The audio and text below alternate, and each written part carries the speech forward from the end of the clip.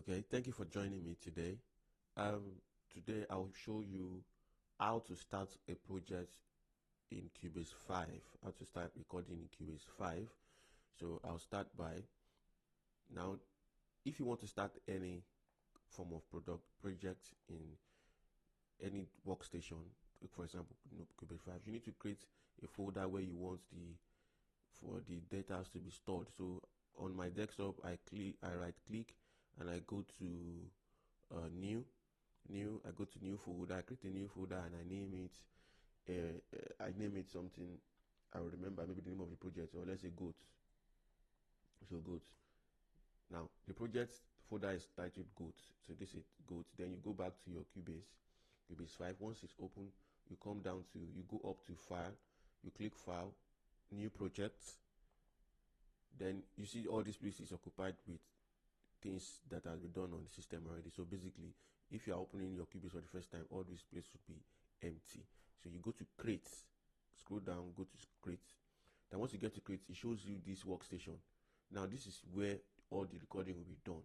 So now you know that when we open this thing now, it didn't show us any folder, go to any folder or something. So basically, if you continue like this, you'll be storing your data where you will not know, and to be a bit difficult for you to retrieve if you don't know how to go about it.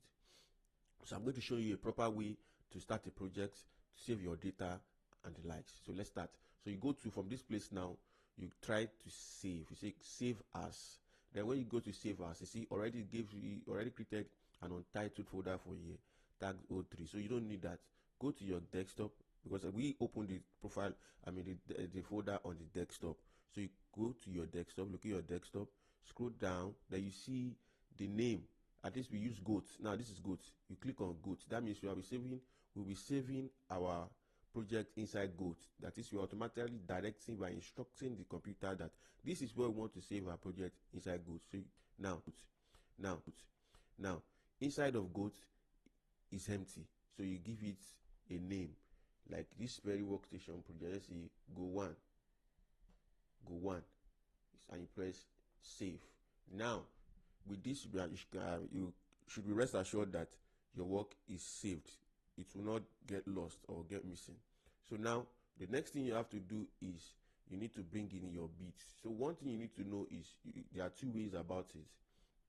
You can come over here. We can come over here and create a stereo channel, add audio, stereo, and it's one. Okay. The thing is, every instrumental must be on stereo, while the vocals will be on mono.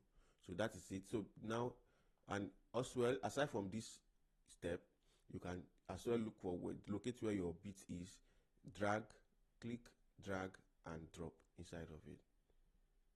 Now you see, automatically the beat is inside the workstation, so you drag it to the front. Now this is it. You have your beat inside your Cubase 5. When you play it, it's playing like this. You play it, you confirm it's played. So this is it inside of it. Now if you like this video, kindly if you like this video, kindly subscribe, like, share, drop a comment, whatever you want. Any questions, I will attend to them. If you want me to pull up a video or anything, I'll attend to them. And this is how to put your beat inside your Cubase.